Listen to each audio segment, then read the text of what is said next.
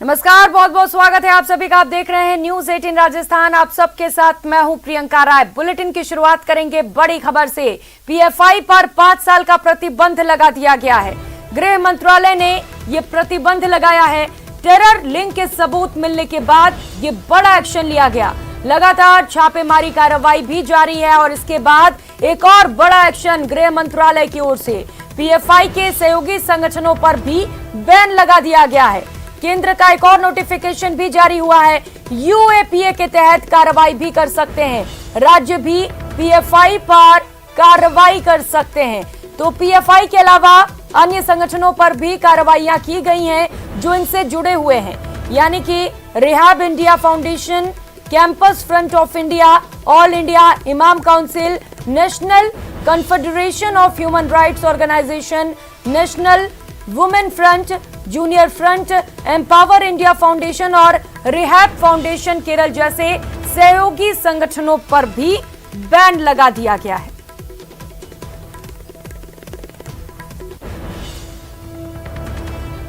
तो पीएफआई पर बड़ा एक्शन लिया गया है। गृह मंत्रालय की ओर से 5 साल का प्रतिबंध लगाया गया है। इसके साथ ही जो अन्य संगठन इससे जुड़े हुए हैं इन पर भी कार्रवाइयां की गई हैं और अभी भी लगातार छापेमारी कार्रवाई जारी है। तो टेरर लिंक को लेकर सबूत मिले हैं और इन सबूतों के आधार पर गृह मंत्रालय ने यह बड़ा एक्शन लिया है और पीएफआई को यानी कि पॉपुलर फ्रंट ऑफ इंडिया को 5 साल के लिए प्रतिबंध कर दिया है। तो इससे पहले लगातार ताबड़तोड़ छापेमारी कार्रवाइयां की जा रही थी। संयुक्त रूप से पूरी कार्रवाई को अंजाम दिया जा रहा है और मामले में और भी एक्शन लिए जा सकते हैं। जैसे जैसे मामले पर एक एक कर खुलासे हो रहे हैं, एक एक कर लोगों को गिरफ्त में भी लिया जा रहा है, उनसे पूछताछ भी की जा रही है। और इसके साथ ही पीएफआई के सहयोगी जो संगठन हैं, कई संगठनों को बैन कर दिया गया है। और अपडेट आपको बता दें, केंद्र ने एक और नोटिफिकेशन जारी किया है मामले पर। अब यूएपीए के तहत भी कार्रवाई की जा सकती है। राज्य भी अब पीएफआई पर कार्रवाई कर सकते हैं। अगर राज्य सरकार भी चाहती है पीएफआई को लेकर कोई कार्रवाई करना, तो केंद्र सरकार की तरफ से अब परमिशन दे दी गई है। राज्य सरकार भी पीएफआई पर कार्रवाई कर सकते हैं। तो 9 राज्यों में ताबड़तोड़ छापेमारी कार्रवाई की जा रही है संयुक्त रूप से। तस्वीरें आपके टीवी स्क्रीन पर दिखा रहे हैं। दिल्ली, मालेगांव, मंगलुरु और असम की ये तस्वीरें हैं। अलग अलग जगहों से ये तस्वीरें जहां पर संयुक्त रूप से पीएफआई पर कार्रवाइयां की जा रही हैं। शंकर सहयोगी हमारे साथ फोन लाइन पर जुड़ चुके हैं। शंकर, एक और नोटिफिकेशन जारी किया गया है केंद्र सरकार की ओर से। यूएपीए के तहत अब सरकार भी कार्रवाई कर सकती है जो राज्य में बैठी हैं। पूरी जानकारी दीजिए इसे लेकर।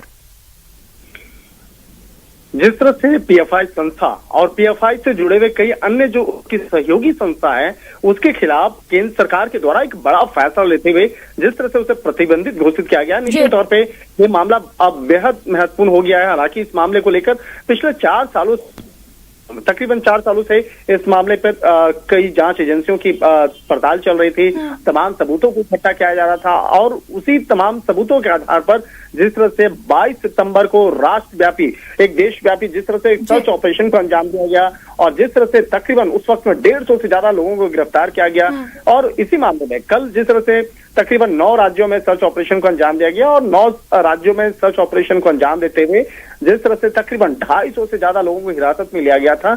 लिहाजा इन्हीं तमाम मसलों की गंभीरता को देखते हुए केंद्र ने कई उसकी जो सहयोगी संस्थाओं को प्रतिबंधित करने का फैसला लिया गया। जो प्रतिबंधित करने का फैसला लिया गया, ये यूएपीए एक्ट के तहत ये कार्रवाई की गई है और उसी के तहत कई संस्थाओं को प्रतिबंधित किया गया है। और अगर अन्य संस्थाओं की अगर बात करें, ऑल इंडिया इमाम काउंसिल, ये भी पिछले काफी समय में काफी चर्चा का केंद्र में रहा। कैंपस फ्रंट ऑफ इंडिया, जो एक कहा जा सकता था कि पीएफआई का एक जेरोक्स कॉपी है, वो कैंपस फ्रंट ऑफ इंडिया के खिलाफ भी कार्रवाई हुई है। रिहाब इंडिया फाउंडेशन और इसके साथ साथ केरल वाली जो रिहाब इंडिया फाउंडेशन है उसके खिलाफ भी कार्रवाई हुई है। National women front Junior front, देखिए जूनियर फ्रंट भी बनाया गया। बहुत बार आपको देखने को मिला था कि सीए एनआरसी का जो प्रोटेस्ट हो रहा था, वहां पर महिलाओं की एक अलग विंग काम कर रही थी और जूनियर छोटे छोटे बच्चों की एक अलग विंग काम कर रही थी। तो ये सब जो विंग बनाने का एक क्या एक इरादा था, इसको जांच एजेंसियों के द्वारा पड़ताल किया गया और उसी के बाद गया।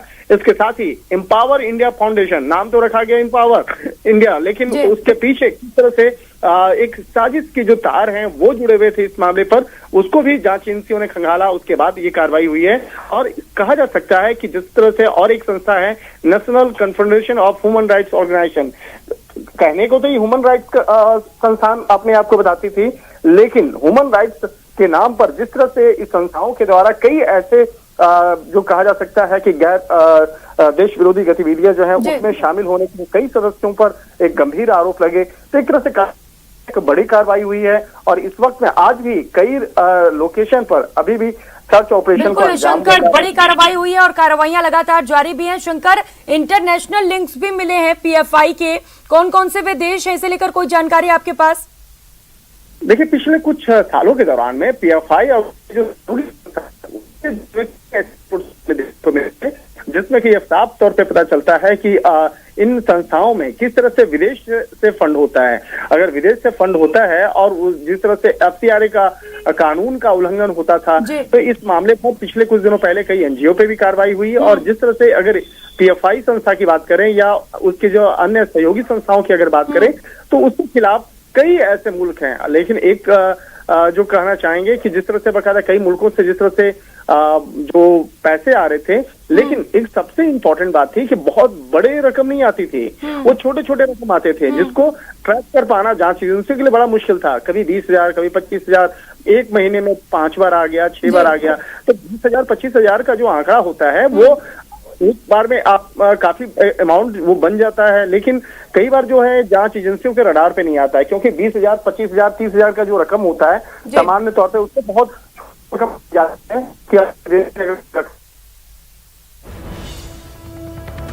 ठीक है शंकर, बहुत शुक्रिया आपका इन तमाम जानकारियों के लिए। और अजमेर से बड़ी खबर आपको बता दें, पीएफआई पर प्रतिबंध लगाने के मामले को लेकर all India Sufi Sajjada Nashin council ने स्वागत किया है। काउंसिल चेयरमैन सैयद नसीरुद्दीन चिश्ती ने बयान जारी किया। उन्होंने कहा है, हम पहले भी केंद्र सरकार से इसको लेकर मांग करते आए थे। ये सबक है उन लोगों को जो देश विरोधी गतिविधियों में लिप्त रहते हैं। ये फैसला देश हित और सुरक्षा के लिए जरूरी था। सरकार ऐसे और संगठनों पर भी नजर रखे।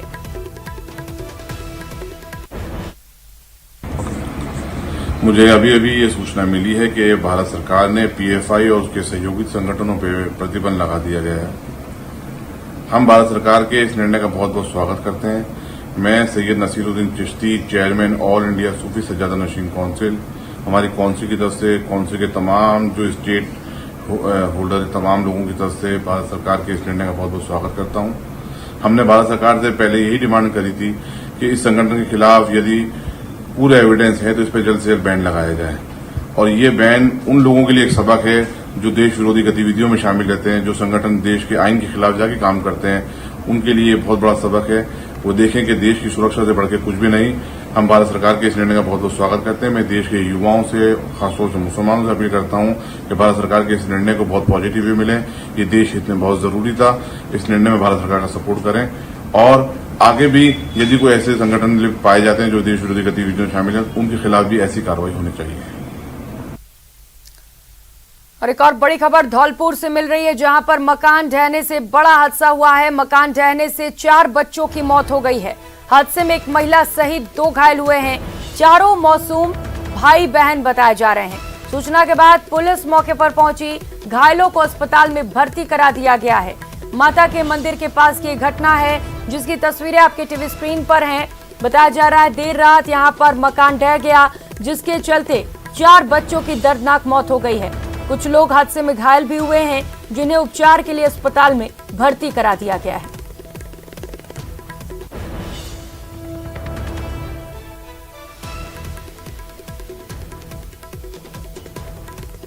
तो हादसे के बाद राहत और बचाव कार्य शुरू किया गया। फिलहाल मलबे को वहां से हटाया जा रहा है और जो लोग मकान के अंदर दबे हुए थे उन्हें निकालकर अस्पताल में भर्ती करा दिया गया है। जो घायल थे वहीं मृत लोगों को भी बाहर निकाला गया है। बताया जा रहा है हादसे में 4 बच्चे घायल हुए हैं जो आपस में भाई बहन थे।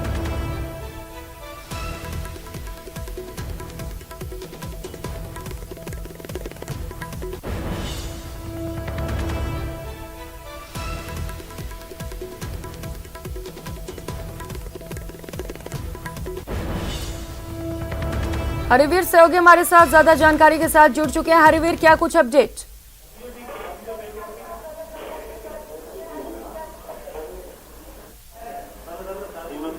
मेरी आवाज मिल पा रही है हरिवीर आपको?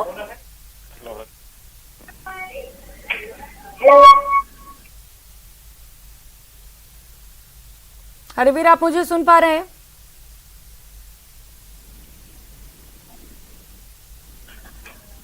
हरिवीर, मेरी आवाज आ रही है आपको? सवाल दोहराएं प्रियंका जी, क्या कुछ अपडेट वहां से हरिवीर?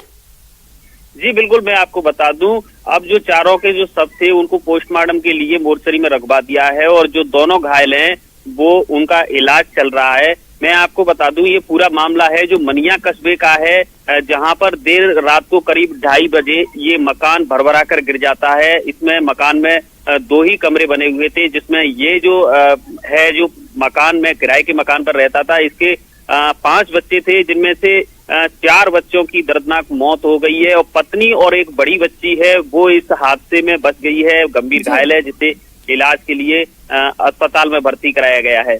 जी हरिवीर, जिन लोगों को अस्पताल में भर्ती कराया गया उनकी क्या स्थिति है फिलहाल? जी अभी उनकी स्थिति खतरे से बाहर ही बताई जा रही है, हालांकि इतना वो नहीं है। जो व्यक्ति है जिसके जो बच्चे खत्म हुए हैं वो मजदूरी का काम करता था। वो रात को कस्बे में ही कहीं जो पुआ बनाते हैं, पुआ बनाने का काम करता था, हलवाई का, तो वो पुआ बनाने के लिए गया था। इसी दौरान करीब 2:30 बजे ये हादसा होता है। जो पड़ोसी है, पड़ोसी ने पुलिस को सूचना दी, उसके बाद में पुलिस मौके पर पहुंची और इसको भी सूचना करके बुलाया गया।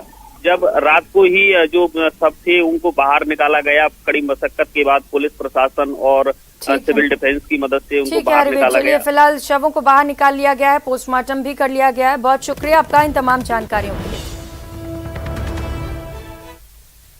और खबरें देखेंगे सुपर फास्ट अंदाज।